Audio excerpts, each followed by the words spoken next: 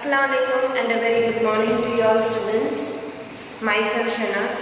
I am going to teach you the chapter Happy Prince from Moments Textbook. Happy Prince written by Oscar Wilde. So before we move on to the chapter, let us know something about the author. Yes, Oscar Wilde.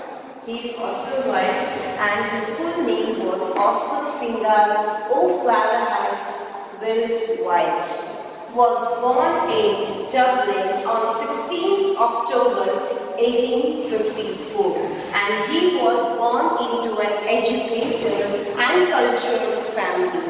And his mother was a poet as well as a journalist, while his father was a leading surgeon, as well as a well-known philanthropist and writer. Philanthropist, we can say, for the good cause of anything, spending money for a good cause for the poor people, like welfare society, we can say. For the welfare of the poor people, they used to help them, give money to the poor. Philanthropist, his father was. And now, Oscar Wilde was an Irish poet and playwright. After writing in different forms, he has written novel, playwright, essay, poem, so many things he has written. So different forms throughout the 1880s time, that time he has written different forms of journals in literature. And in early 1890s saw him become one of the most popular playwrights in London, in which early 1890s, 90s starting, he was become a famous, we can say popular in the field of playwright, we can say.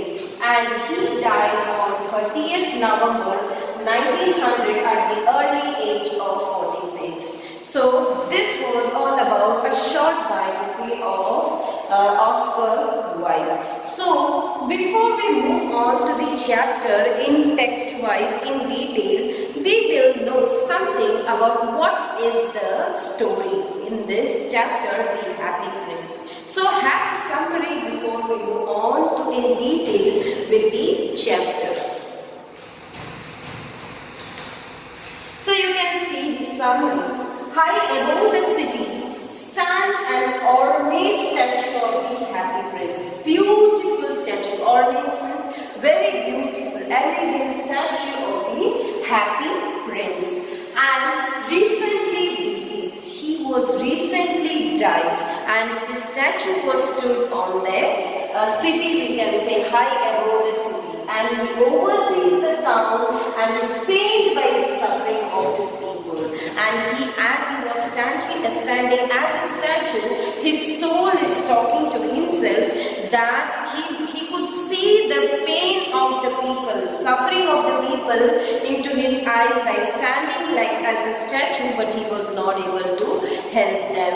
See here, one night a swallow who had not gone to Egypt with his flock for the winter because he was pursuing a beautiful dream arise in the city and rest on the Happy Prince statue. So there came a little bird, that is a swallow. And what that swallow is doing, the swallow was so much interested in the rivers and that he was not gone with the flock, that is the group of swallow which went to Egypt.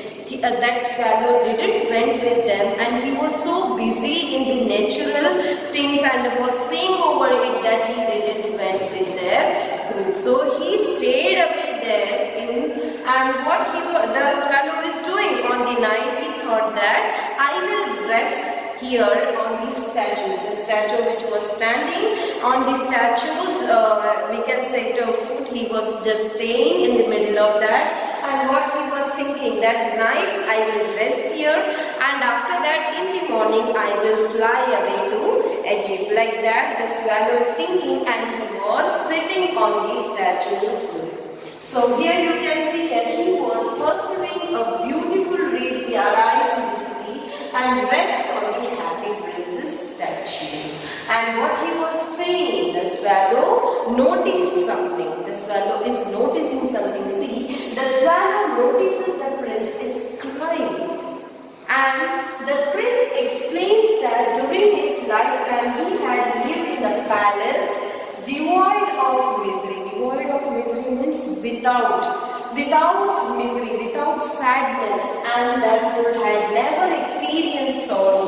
No sadness, suffering, nothing. When the prince was in the palace, when he was ruling, that time no suffering, no sadness was there among the people. Like that, he was telling to the swallow. The swallow who was sitting on the statue and was listening to prince what he was, why he was crying, what is the reason behind the crying of the prince.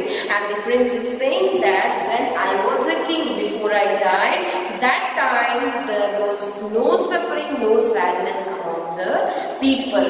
But now I could see what he is saying. Now, though he can see the suffering of his people, he then asked the swallow to distribute the gemstones, gold, leaf from his mouth to various families in need. So what he was saying, the prince is saying, when I was there, I used to help the people when they are in need. But now when I could see the suffering, I am unable to, as a statue, go and help them. So I need your help that you just prick my gemstones which was on the body of that statue, just prick it and go and give to the families, those who are in need. Like that, the prince is requesting the swallow. And what happened? The swallow allows the prince and decides to stay. So what happened? One time the swallow helped and said to the prince that I am going, but next when the prince was so much attached to the people who want to help, this